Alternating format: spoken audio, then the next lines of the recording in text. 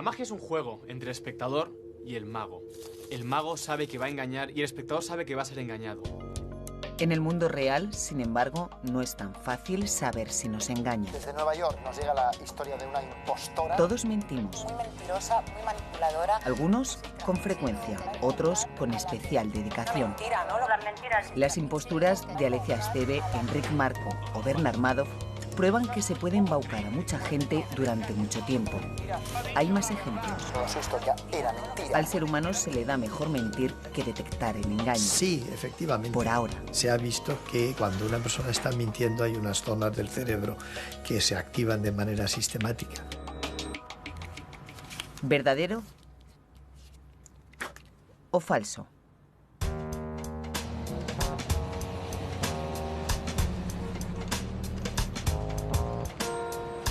Ella estudió en un colegio del Opus y alguna compañera suya explica que, bueno, que ya de pequeña destacaba por su fantasía. Es más, explican que siempre estaba contando historias poco creíbles. Que he faltado a la verdad, diríamos, pero yo es que en realidad no digo demasiadas mentiras. Yo soy un embustero que dice verdades. Yo estoy aquí por culpa de la mentira. Bueno, de una mentira que un día empecé a contar.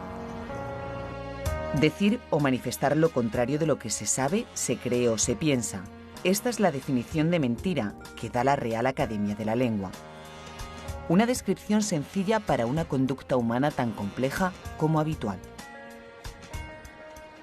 Podemos engañar con gestos, podemos engañar con actitudes, podemos engañar mediante ademanes, pero la mentira necesita del lenguaje. Por eso la mentira es propiamente humana. Del engaño y sus disfraces se ocupan filósofos, políticos, predicadores, artistas, psiquiatras, policías. Los jueces siempre, bueno, a veces nos piden, si un sujeto tiene un testimonio X, pues a ver si se puede detectar si el sujeto dice la verdad o no. Hasta la fecha, los intentos por dominar la mentira han obtenido resultados desiguales. Nosotros empezamos trabajando con los índices de acierto de los policías a la hora de detectar mentiras. Hemos hecho algunos estudios sobre la relación entre la apariencia facial y la medida en que alguien se puede considerar mentiroso o no. A la lista de exploradores de la falsedad acaban de sumarse los neurocientíficos, porque de estar en algún sitio, dicen estos investigadores, la mentira está en el cerebro. El cerebro es la base de lo que somos los humanos. Nosotros somos lo que es nuestro cerebro. No existe una frontera desde un punto de vista científico entre los aspectos mentales, psicológicos, filosóficos y la base material que es el cerebro. A partir del 93 o 94 se empieza a descubrir que podemos utilizar la respuesta hemodinámica del cerebro, la respuesta de la sangre, para visualizar aquellas áreas del cerebro que se activan cuando tú estás procesando información, ¿no? Y de hecho estamos llegando a estudios donde lo que se está intentando ver incluso es cómo se puede leer lo que está pasando en el cerebro, ¿no? Intentar descubrir exactamente qué es lo que la persona piensa, qué es lo que la persona está memorizando, etc. De ahí que la imagen cerebral ya se anuncie como el futuro de la detección de la mentira. Mentir en última instancia es estar contando a los demás algo que es diferente de la imagen interior que tiene uno de esa situación.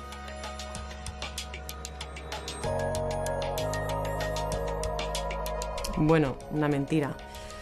Yo me inventé una especie de vida, si podríamos decirlo así. Inventaba cosas tan impresionantes como que ella despedía el fin de año en una isla de la Polinesia y después iba a Australia. Explicaba también que Bill Clinton había estado cenando en su casa. En la galería de embusteros ilustres me parece que ocupo uno de los primeros puestos. Hay un puñado de embusteros. Seguimos las huellas del engaño, un viaje lleno de trampas al interior de la condición humana. Por el camino encontraremos pistas, verdaderas o falsas.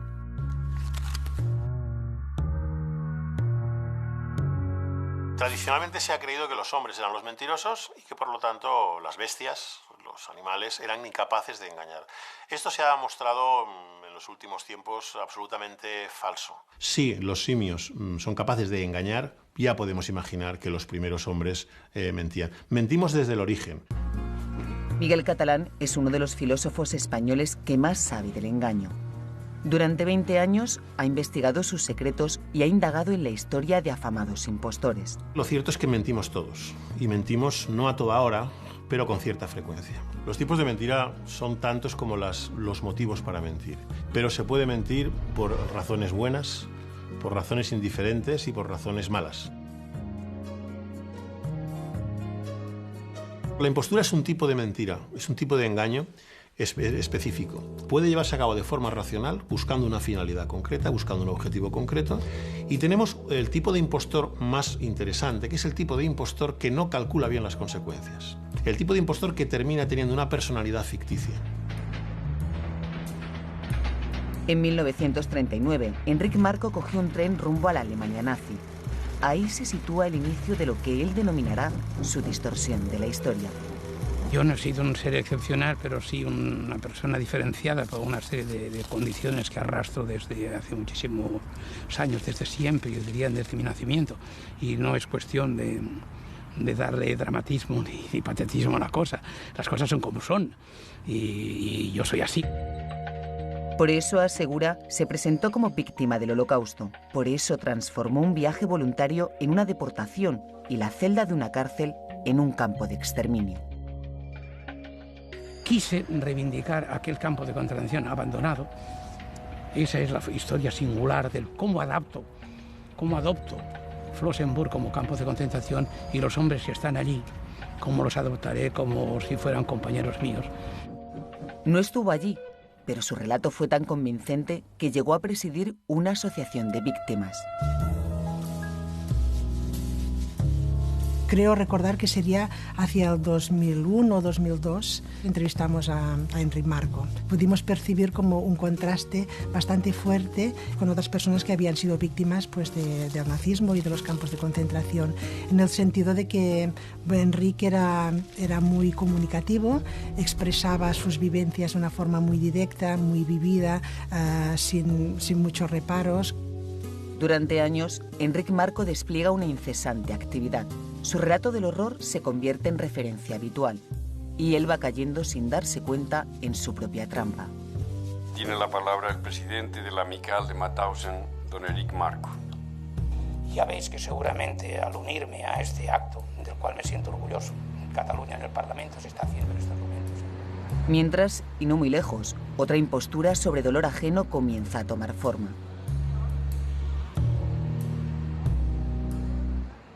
Es septiembre de 2001. Alicia Esteve acaba de matricularse en un máster en gestión empresarial en su ciudad, Barcelona. En su próxima aparición se hará llamar Tania Heath y será de Nueva York.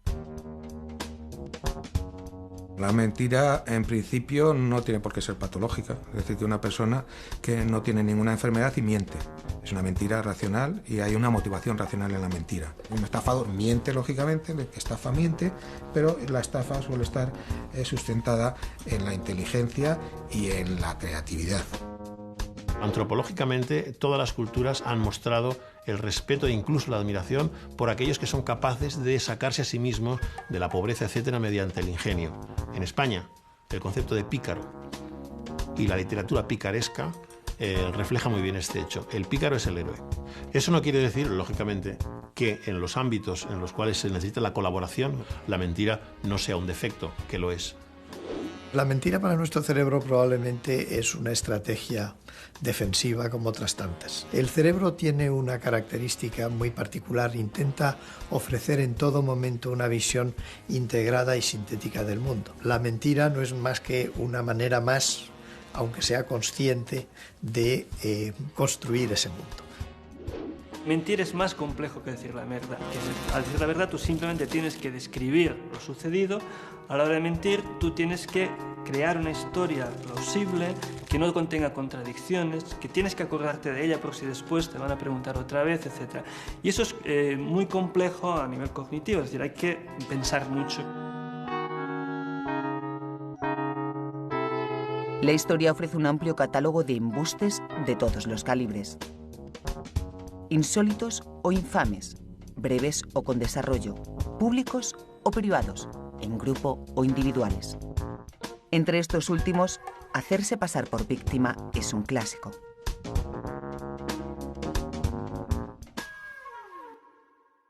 Desde Nueva York nos llega la historia de una impostora, una mujer que durante 6 años se ha hecho pasar por una víctima del 11S y ha llegado incluso a presidir la red de supervivientes del World Trade Center, una ONG de ayuda a las víctimas.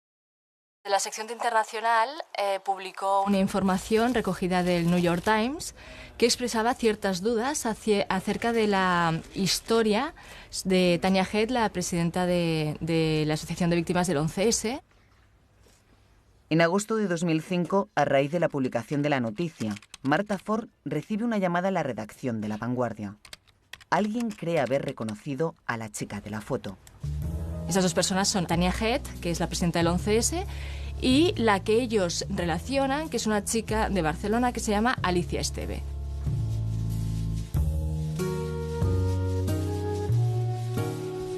El atentado de Nueva York ya tiene su impostora, confesa. Ella ve que ahí tiene una oportunidad y aprovecha datos que no son suyos para crearse su nueva identidad, una superviviente del 11S.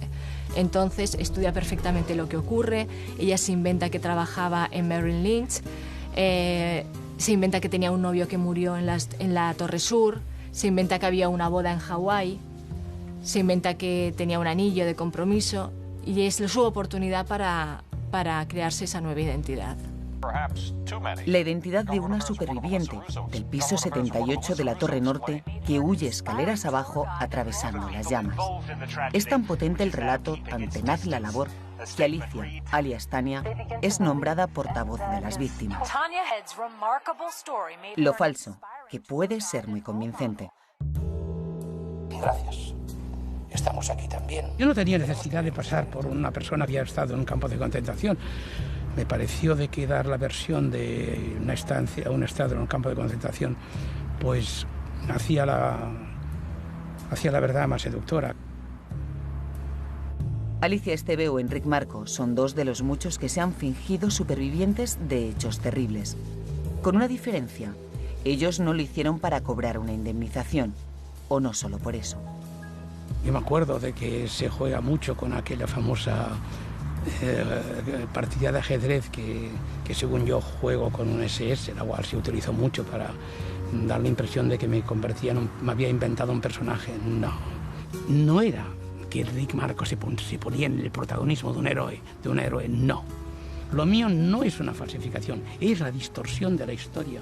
El caso es que no estoy en un campo de concentración nazi, sino que estoy en un penal. Resulta más sugestivo para aproximarte a explicar las cosas que han pasado durante el nazismo si partes de la idea de un campo de concentración y no de una celda. Creo que todo esto está bastante claro. Cuando lo hemos entrevistado muchas veces y nos ha explicado la historia entera de su vida, te das cuenta que todos los hechos históricos que se han ido produciendo a lo largo del siglo XX, él ha estado presente en ellos de una manera muy principal. No acabamos un repaso así tan llano, tan fácil, de decir, es que ocupaste un lugar que no te correspondía. Bueno, vamos a ver si me corresponde o no. La realidad del caso de Enric Marco, como de muchos otros impostores, es que al final la personalidad ficticia se superpuso a la personalidad real. Y una vez que ya eres presidente de la Asociación Amicale, por ejemplo, de Mauthausen, una vez que ya has hablado en el Congreso, una vez que ya has pronunciado muchas conferencias, bajar de esa rueda es prácticamente imposible.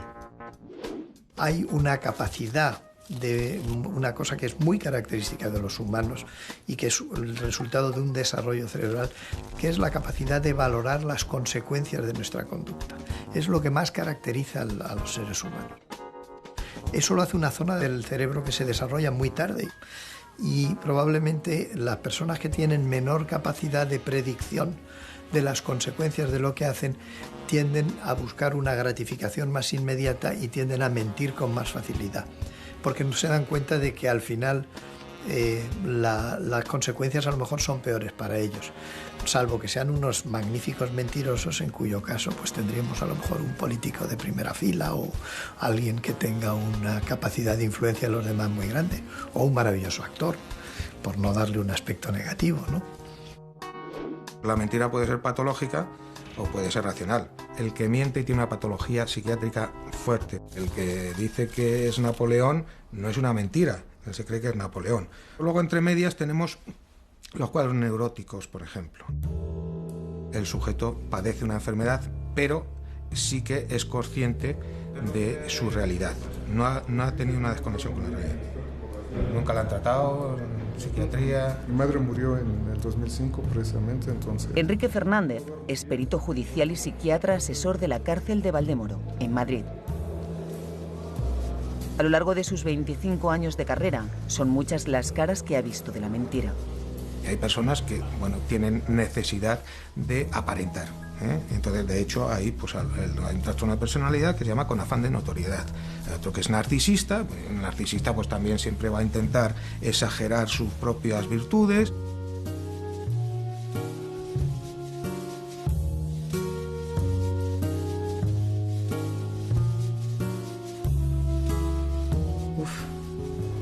Hace 2 años tuve una depresión muy fuerte, no comía, no dormía, no hablaba con nadie y mis padres me convencieron para ir al psiquiatra. Bien. Al principio todo parecía que yo estaba así debido a la muerte de mi novio justo antes de casarnos. Muchas gracias.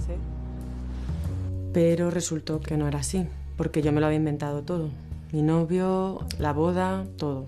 Mentiroso patológico, la pseudología fantástica, mitomanía, son sujetos que en la misma base del trastorno de personalidad, por algunos motivos también, tienen una necesidad derivada de su cuadro neurótico también de inventarse una imagen diferente a la que tienen. Mi psiquiatra dice que yo padezco un tipo de pseudología fantástica relacionado con un trastorno de personalidad, que tiene que ver con cómo me relaciono con los demás y con mi baja autoestima. Yo en el fondo sabía que no tenía alternativa, no podía casarme con alguien que no era real. Pensaba en mi vestido blanco de novia para seguir adelante. Así narraba Tania Gid la historia de su supervivencia aquel 11 de septiembre. Diciendo que había sido la última persona, por ejemplo, que había visto a un chico que moría, que le había dado un trozo le había cogido un trozo de su ropa antes de morir, se lo entregó a la madre. Tras descubrir que Tania Gid es Alicia Esteve, en La Vanguardia reconstruyeron su biografía. Una familia de empresarios, una madre inglesa y buenos colegios, de ahí su dominio del idioma. Y un escándalo de corrupción, el caso Planas de Munt. Falsedad documental y falsos pagarés, por el que su padre y su hermano fueron condenados. Alicia es una persona con ciertos complejos que ella intentaba suplir con su buena disposición en el trabajo. Era una persona muy competitiva, siempre quería sobresalir respecto al resto de compañeros. Ahora, ¿cómo se le ocurre y cómo se mete en la piel de una protagonista de un atentado así? Es una historia bastante rocambolesca y alucinante. ¿Cómo se le ocurrió dar ese salto y ese paso? No sabemos cómo comenzó la impostura de Alicia Esteve. Lo que sí sabemos es dónde se generó tan osada ocurrencia.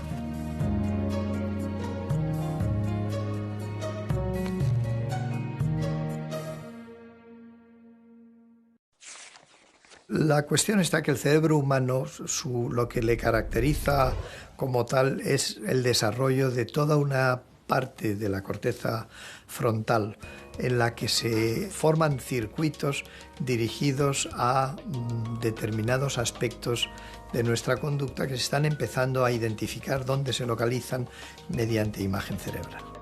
Las decisiones que nosotros adoptamos realmente se acaban coordinando en una zona de la corteza orbitofrontal muy concreta.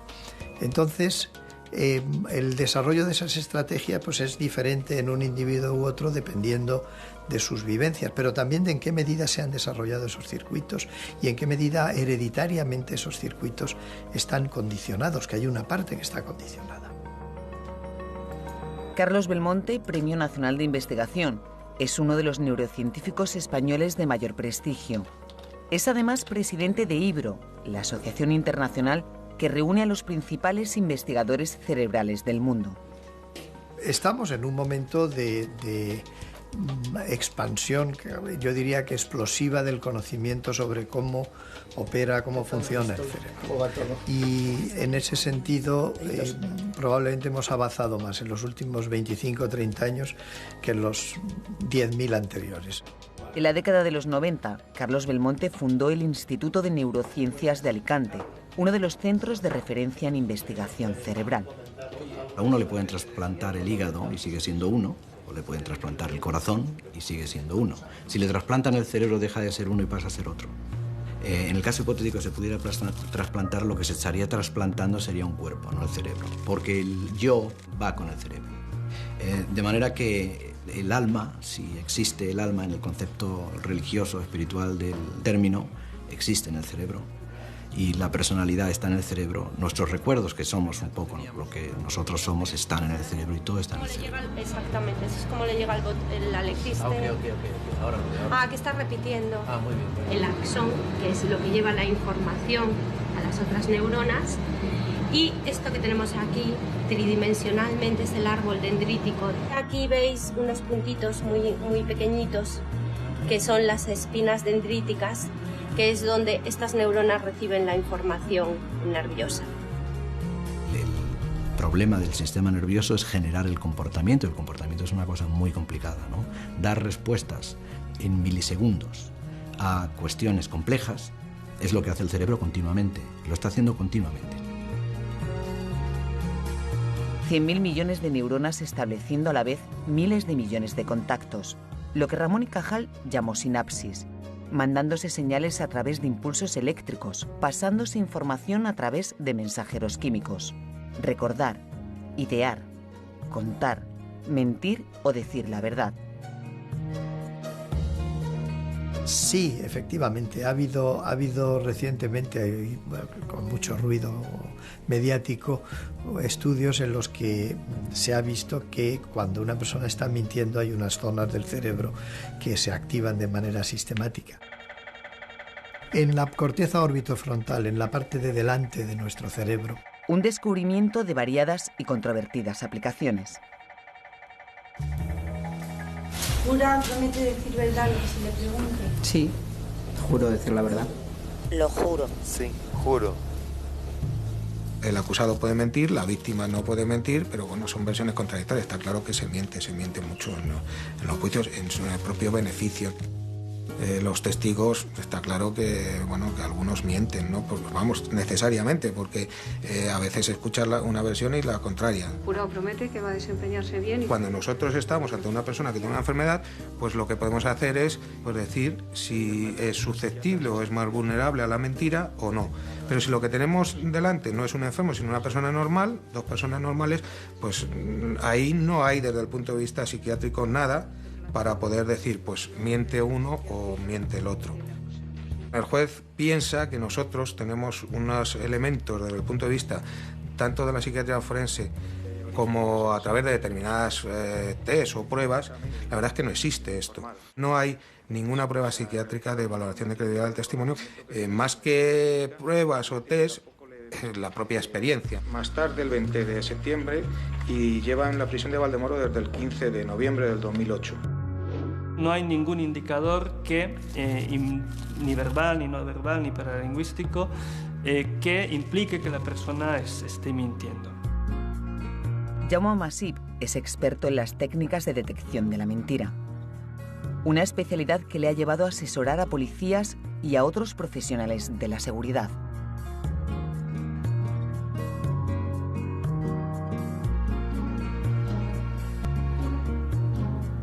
Tenemos conductas de que estamos nerviosos, tenemos conductas de que estamos pensando mucho, tenemos conductas de que, o tenemos conductas artificiales que implican que estamos manipulando nuestro comportamiento, y todo esto puede pasar cuando una persona está mintiendo, pero ni siempre que pasa la persona está mintiendo, ni siempre una persona está mintiendo pasa eso.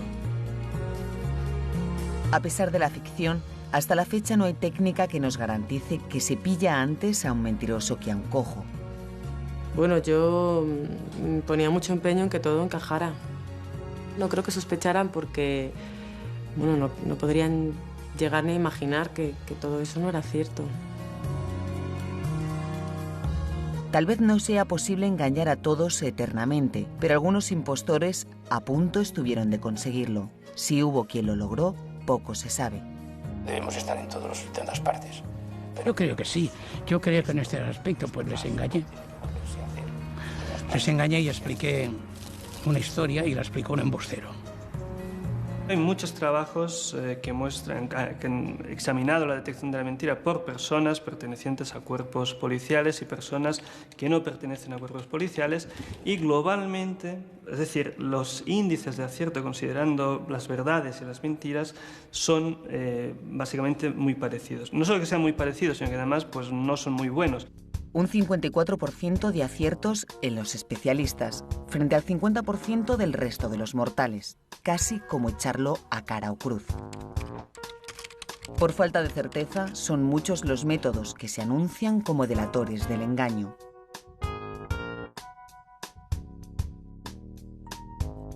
A este contexto de incertidumbre ha llegado la neuroimagen. Y junto a los métodos tradicionales ya aparecen las resonancias magnéticas funcionales como nuevo método para detectar infidelidades, estafas, espías. Un juez de la India ha sido el primero en aceptar esta nueva tecnología de lectura cerebral como prueba. Los científicos son algo más cautos.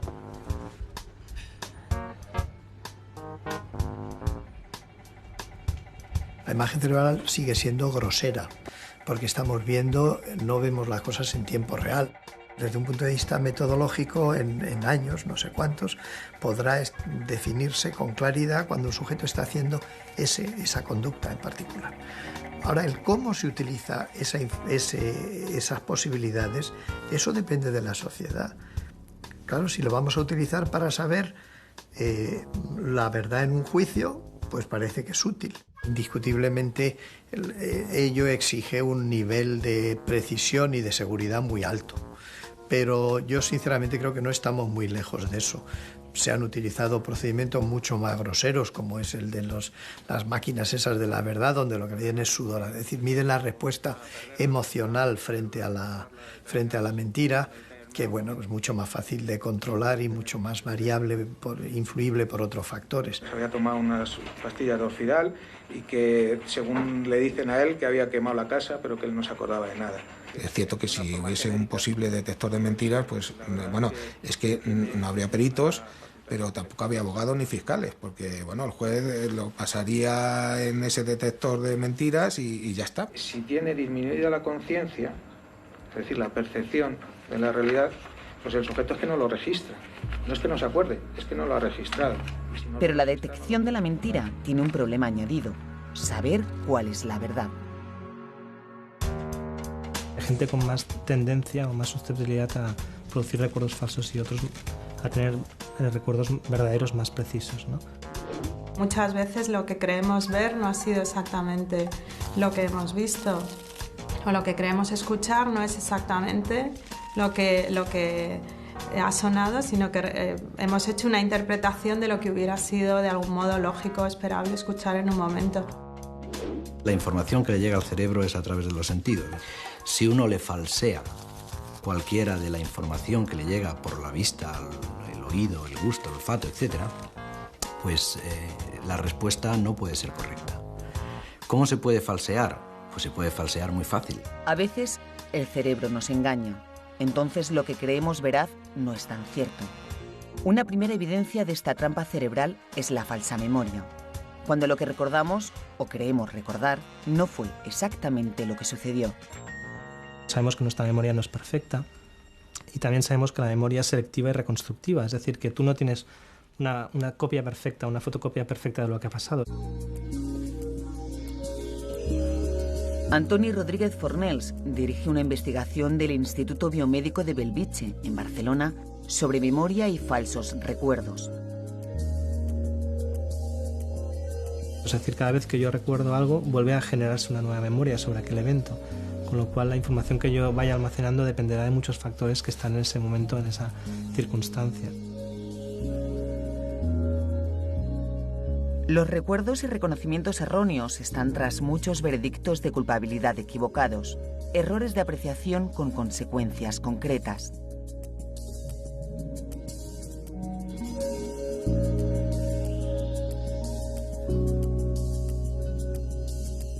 hasta qué punto sabemos cuando hay un testimonio pues, que lo que está diciendo no ha sido inducido por el interrogatorio, por ejemplo. Bueno, buenos días. Muchas gracias por participar en este experimento. Muy sencillo, muy rápido. Mesa, sentarse, patas, taburete.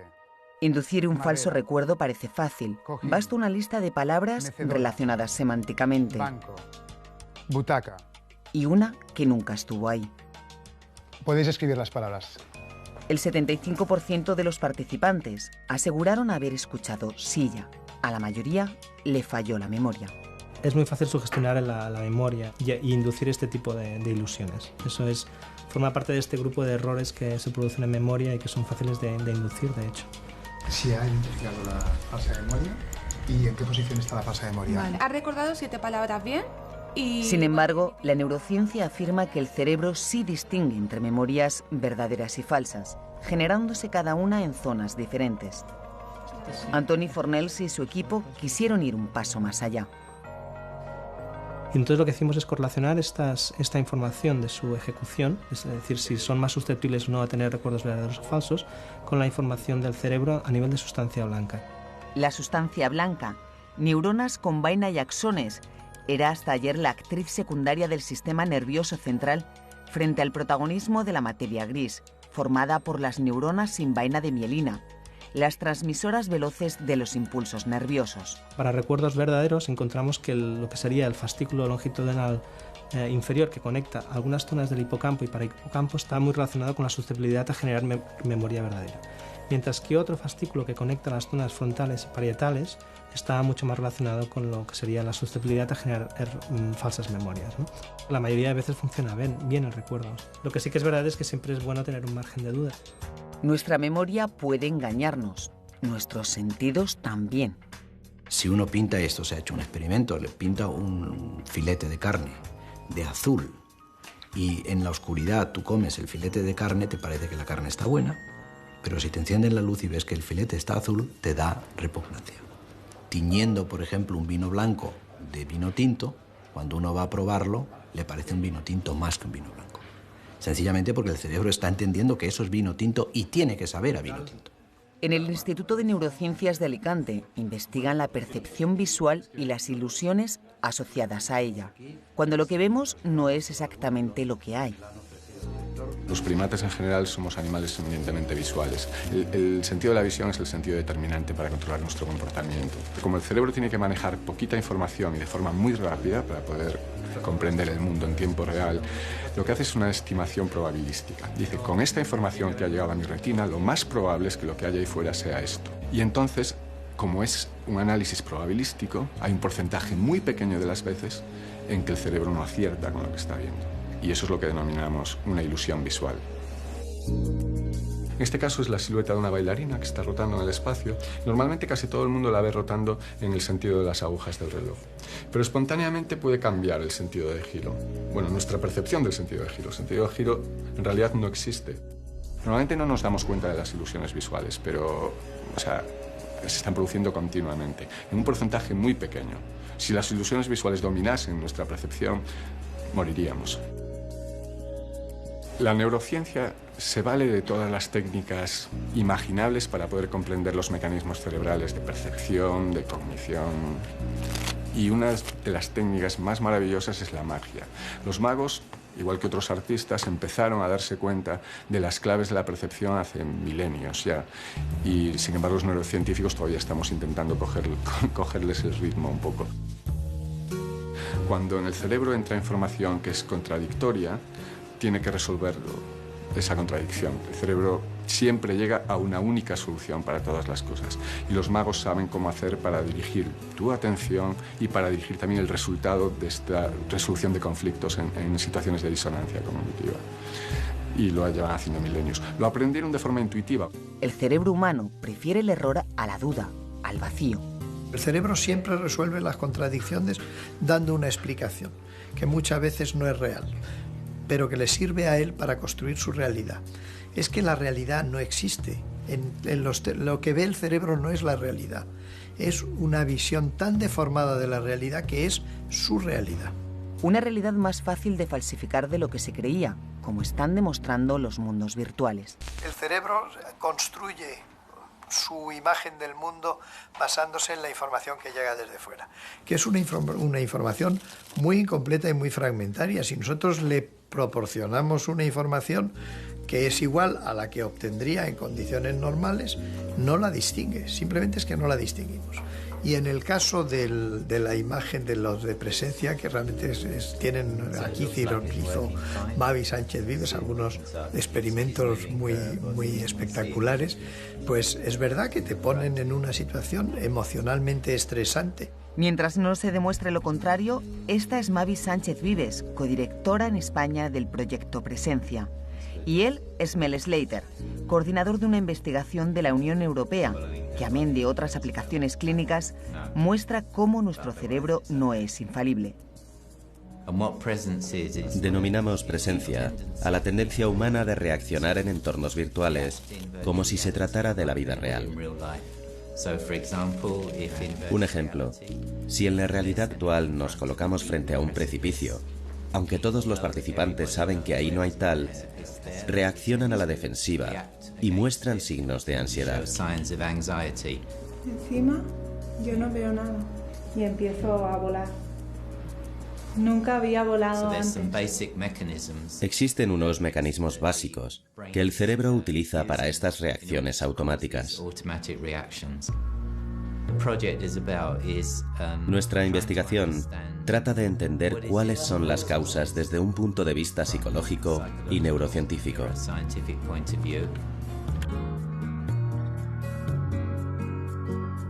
Muchas veces nos encontramos con la sorpresa de que las interacciones con avatars o con seres virtuales, pues es muy frecuente que la gente les atribuya aspectos emocionales que no tienen. Y a veces, un avatar nos parece tan humano o más que un congénere. A un mismo nivel, el cerebro no entiende que se trata de realidad virtual, porque a lo largo de toda la evolución de nuestra especie, si algo tiene tu tamaño, tiene tus ojos, te mira y te habla, es un humano. Incluso la percepción de nuestro propio cuerpo es modificable. Un brazo virtual, por ejemplo, puede parecernos el nuestro real tras unos instantes de estimulación táctil y visual. Vas a sentir que algo te toca la mano izquierda, vas a sentir un tacto y vas a ver lo mismo en la mano virtual. Yo creo que la realidad es consistente, sin embargo, nuestro cerebro la filtra y la interpreta en modos que a veces no son estrictamente objetivos. Lo que nosotros podemos hacer utilizando realidad virtual es cuantificar esa diferencia. A medida que la imagen virtual va siendo más convincente, pues nos va a ser muy difícil de distinguir, y nuestras reacciones emocionales y nuestra percepción de eso va a ser exactamente igual a la que tenemos con el mundo real, porque es que no vamos a saber lo que es real y lo que no lo es. No disponemos de medios excepto que nos lo digan. ¿Y si no nos lo dicen? Parece un relato de ciencia ficción, aunque sea un relato antiguo. Hay una sospecha que ha tenido la humanidad a lo largo de todas las culturas, y es la sospecha de que estamos siendo engañados. No vivimos en el mundo real. Es una sospecha metafísica. Es decir, el mundo en que estamos viviendo no es el mundo auténtico, no es el mundo real. Para reforzar los falsos recuerdos y las percepciones falsas, como tercera prueba de errores de juicio están las creencias, las falsas creencias. Tenemos el deseo, por lo menos ardiente, de tener alguna información. Como no la hay, nos la inventamos. Y como necesitamos tener información, nos la creemos. Y por lo tanto la expandimos, la divulgamos. Hay ciertas falsas creencias que son simplemente errores de apreciación. Pero luego, en las falsas creencias y en los prejuicios y en los bulos y en los mitos, hay un elemento también de engaño colectivo. Allí donde hay un problema, nosotros lo resolvemos mediante la creación de una falsedad.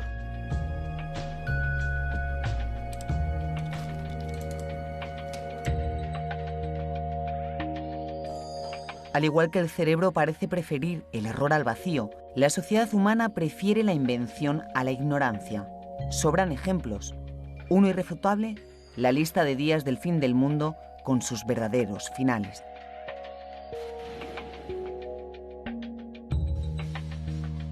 Épocas sociales en que no hay información son perfectas para los bulos, son perfectas para las falsas creencias. Por ejemplo, en las dictaduras. Como a estas alturas ya podremos sospechar, las falsas creencias también están en el cerebro, junto a las verdaderas. El generador de pensamiento y convencimiento es el cerebro, pero la ideología está en el cerebro. Se puede detectar en base a la actividad cerebral quién tiene una ideología o quién tiene otra. Y esto lo que indica es que a lo largo de la maduración cerebral los circuitos se establecen de tal manera que hacen que una persona sea de derechas o que sea de izquierdas. Y esto una máquina lo puede predecir. Además de dirigir el Instituto de Neurociencias de Alicante, Juan Lerma sigue desde hace años el rastro del ácido glutámico, un neurotransmisor fundamental en el sistema nervioso. ¿Qué es lo que conforma nuestro cerebro? Precisamente por ser plástico, lo que conforma nuestro cerebro, nuestra experiencia, es en definitiva la educación. Y esto es fundamental porque si no, el cerebro no fuera plástico, no sería capaz de aprender, no sería capaz de adaptarse y generar comportamientos adaptados a la información que ha obtenido. Plástico significa que cambia. El cerebro se muestra mucho más influenciable de lo que se creía. Los avances en neurociencia así lo acreditan. Unos progresos que ponen sobre la mesa los riesgos de la manipulación cerebral, la manipulación de la mente. Se está empezando a hacer ya neuroestimulación externa del cerebro, que se está haciendo, por supuesto, con objetivos clínicos y de resolver problemas a los pacientes, pero se producen cambios en la conducta del sujeto que el sujeto no identifica como ajenos. Y se logran vivencias que para ellos son tan reales como si las estuvieran viendo. Obviamente que manipular el cerebro, que es posible, entrama una serie de responsabilidades y de problemas éticos. En el caso de los neurocientíficos, lo único que hacen es poner al servicio de la sociedad sus conocimientos acerca del funcionamiento del sistema nervioso. Se manipula el cerebro todos los días. La televisión, la prensa, los anuncios, todo el día están manipulando el cerebro. Entonces el cerebro tiene sistemas para controlar ese tipo de manipulación, aunque a veces fallan. Y uno al final es manipulado. Las marcas, la moda, todo este tipo de cosas, pues es una forma de manipular el cerebro. Y el cerebro se deja manipular. En la actualidad, la mayoría de los jóvenes estadounidenses creen que Estados Unidos ganó la guerra de Vietnam. En primer lugar por el sistema educativo, pero en segundo lugar y sobre todo por las películas de Rambo. Por ejemplo, en la guerra, la invasión francesa de España, en Francia se conoce como la guerra de España y aquí se conoce como la guerra de independencia. Aquí creemos que la ganamos y en Francia creen que la ganaron. Averiguar qué es ganar y qué es perder y quién la ganó y quién la perdió es algo que está al alcance de pocos. La historia de la humanidad es también la de esta suerte de engaños colectivos cuando se ha dado por cierto algo falso. Los seres humanos queremos ficción, queremos que nos finjan, queremos que nos cuenten historias maravillosas. Y cuando alguien quiere ser engañado, a la larga siempre aparecerá alguien que lo engañe.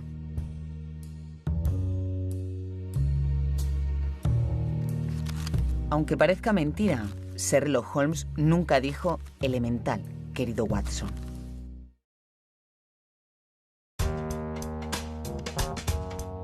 Personas que testificaron que habían estado con ella, cómo les dolió el hecho de que ella mintiese. No creo que llegaran nunca a sospechar porque ni se les pasaba por la cabeza que yo inventara esto. Hice verdaderamente el papel de un embustero tan bien hecho que lo aceptáis por bueno.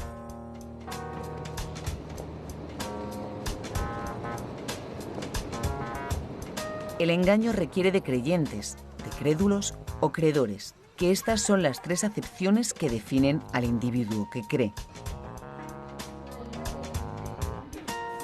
En el mundo de la mentira nos encontramos que hay un conflicto básico entre dos valores.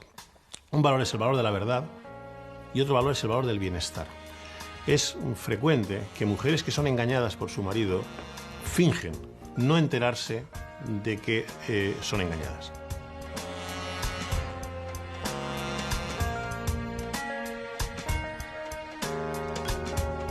Cuando hay una creencia que nos asegura, vamos a llamar así, la vida eterna, pero tenemos, por otra parte, una evidencia científica o de otro tipo que desautoriza las creencias vinculadas a esa creencia general, lo normal es desautorizar los datos. Ocurre lo mismo con los prejuicios. En el mundo de los ovnis da igual el número de veces que se demuestre que una fotografía de supuesto ovni está trucada. Da lo mismo. Pues tiene que volverse a hacer en todas partes, donde sea necesario, para que no se olvide jamás. Hay una simbiosis entre la mentira que cuenta Enric Marcó para conseguir ser el centro de atención y aquellos que le escuchan, los cuales no quieren escuchar que él estuvo en una prisión en Kiel, que es lo que sí sucedió. Ellos lo que quieren escuchar es otra cosa. Y que nunca más pueda darse una situación como aquella. Gracias. Él percibe esto, y al percibirlo lo que hace es darle al público aquello que le pide. De manera que en muchos casos, y en el caso de Enric Marcó, el responsable no es solo Enric Marcó, el responsable son también todos aquellos que le escuchan, es decir, todos nosotros. Creyeron en mí, no digo excesivamente, no me atrevo a decirlo. Y fue algún periodista que dijo, buena parte de la responsabilidad es nuestra, y de ahora en adelante deberíamos tener mucho más cuidado, pero que no a nadie le voy a pedir, a nadie le puedo dar responsabilidades. Tania se convirtió en la voz de los supervivientes de las Torres Gemelas. También en Nueva York creyeron a Alicia Esteve cuando se fingió víctima de los atentados del 11 de septiembre. La suya era una historia de vida o muerte, de esas que te atrapan. Ahora cuando recuerdan cómo iba a la zona cero a explicar su relato, pues les duele mucho, porque ha estado jugando con los sentimientos de muchas personas, de gente que ha perdido a hijos, a maridos, a mujeres, y eso es muy doloroso. La gente en general tiene un sesgo a considerar que lo que cuentan los demás es verdad. Hay un elemento que es el aniñamiento facial, ¿de acuerdo? Entonces hay personas que cuando ellos crecen pues mantienen características que nos podrían recordar a un bebé, y las personas con esas características en términos generales pues se consideran pues más inocentes, más ingenuas, y entonces pues se les tendería a atribuir mayor veracidad que a otras personas, simplemente por su apariencia. Tras ser descubierta la impostura, Alicia Esteve pasó de heroína a villana. Algo similar ocurrió con Enric Marcó, cuando el historiador Benito Bermejo reveló que nunca había estado en un campo de concentración. Había habido la intervención de Enric en el Congreso de los Diputados, que fue una intervención muy impactante. Y esa intervención había sucedido, me parece, 2 meses antes de explotar el escándalo. Desde la Mical nos avisaron de que el problema es que Enric pues, no había estado nunca en Flossenburg. Una vez descubierta la impostura, Carme Viñoles y Paula Nau trataron de reconstruir su historia. Quisimos investigar un poco y hacer el reportaje, no solamente por haberlo conocido, que también es cierto, y que teníamos necesidad de comprender un poco el personaje, ¿no? Porque nos sorprendió muchísimo lo que había ocurrido, el hecho de que fuera un impostor. Comprobaron que viajó como trabajador voluntario a la Alemania nazi, que estuvo preso por proselitismo en una cárcel, que tras años de invisibilidad se presentó como militante clandestino de la CNT en 1975. Es muy difícil o casi imposible establecer la verdad de Enric Marcó. No nos queda evidentemente claro de que podamos decir a pies juntillas pues la parte de la historia, la verdad de la historia es esta y no es la otra. Hay claros oscuros constantes. Quería saber cómo respondía dentro de los cánones del arte, que un personaje como yo, cómo era de significativo. Todo lo pasado es muy fácil decirlo, ¿no? Pero es cierto que en los últimos meses, precisamente cuando más volumen iba tomando su personaje, ¿no? Más magnitud, realmente él adornaba sus historias de una manera un poco exagerada, que ahora nos damos cuenta, explicando historias, tú has comentado, escatológicamente, desde un punto de vista sexual, desde muchos aspectos. Para mí esto demuestra que él era ya bastante prisionero de su propio personaje, que su personaje lo arrastraba. Se empieza siendo un impostor, a lo mejor por una pequeña mentira, que causa un efecto muy agradable, porque los demás no se escuchan. Se repite y la persona va adquiriendo una personalidad distinta de la que tenía. Aquí hay algo tan profundo, ese placer es tan intenso, que la persona pierde el control y es capaz de realizar cualquier cosa con tal de volver a repetirlo. Sería como una droga. A mí me dominó, como una droga igual. Lilith, nombre ficticio, llegó a preparar su boda con un novio inexistente. Yo creo que me dejé arrastrar. Para mí la vida era más cómoda con un novio que sin él, aunque no fuera real. Fijé una fecha Busqué un restaurante, una iglesia. Pero una boda así no podía celebrarse. Yo me derrumbé totalmente cuando dije que había muerto. Ahí se me vino el mundo encima. Marcel Proust tiene una frase que decía: mentimos mucho, en especial a aquellos a quienes queremos, y muy en especial a aquella persona cuyo desprecio nos causaría el mayor dolor, nosotros mismos.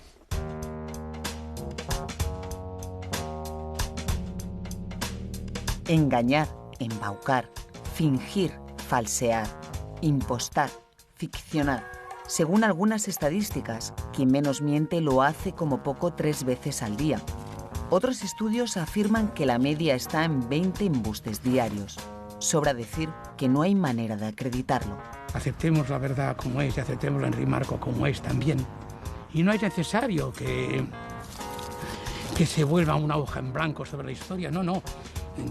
Escribamos la historia, y si le hemos de decir a Enric Marco que en unos momentos jugó el papel de impostor y de falsificador, pues ahí está escrito. Siguiendo las huellas del engaño, conocimos de increíbles imposturas, como las de Alicia Esteve o Enric Marco, y nos asomamos a algunas de las infinitas caras de lo falso, a la mentira racional, a la mentira patológica. A veces me oigo empezar a contar algo que no es del todo cierto. Bueno, yo creo que ahora ya sí me controlo a tiempo, me doy cuenta y paro.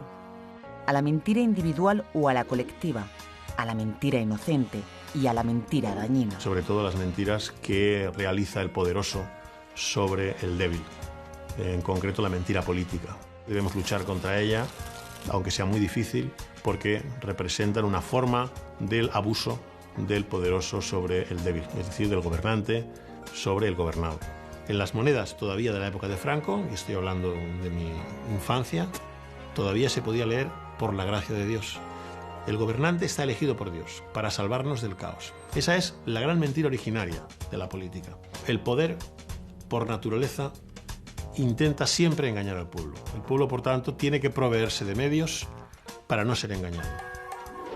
El engaño, esa conducta humana escurridiza y omnipresente a la que los neurocientíficos quieren poner cerco. Se hace mucho énfasis en las enfermedades del cerebro, que son muy importantes y muy prevalentes, pero el conocimiento del cerebro va a ser mucho más trascendente en nuestra vida de lo que va a ser el conocimiento de las enfermedades del cerebro. En otras palabras, cuando nosotros entendamos el cerebro mejor, nuestra sociedad va a cambiar de una manera muy sustancial. Una aventura no exenta de riesgos. ¿Hasta dónde podemos llegar en neuroestimulación? ¿Hasta dónde podemos llegar en la modificación de la conducta de una persona que ha cometido un acto que se considera socialmente rechazable? ¿Hasta dónde podemos forzar a la gente a no mentir, que decía usted? Cuando las mentiras las estamos utilizando continuamente y forma parte de nuestra estructura de conducta, insisto, vinculada a estrategias del cerebro. Ahora sé que las cosas no siempre pasan como creemos que pasan. De verdad. La verdad no es simplemente lo que está ahí delante. Poco creíble. La verdad no es simplemente lo que me muestran mis sentidos, sino que para averiguar la verdad es necesario que yo haga un esfuerzo de investigación. De verdad. El engaño. Una mentira, ¿no? Sí, es verdad, ¿no? Todos los falsos. Te ha quedado estupendo, Zay. Ya te puedes quitar la peluca cuando quieras. Qué bien. ¿Qué tal? ¿Te ha gustado hacerte mentirosa? Sí, sí. A nosotros nos vale. Está perfecto. Uf, qué bien. Muchas gracias. Gracias a vosotros.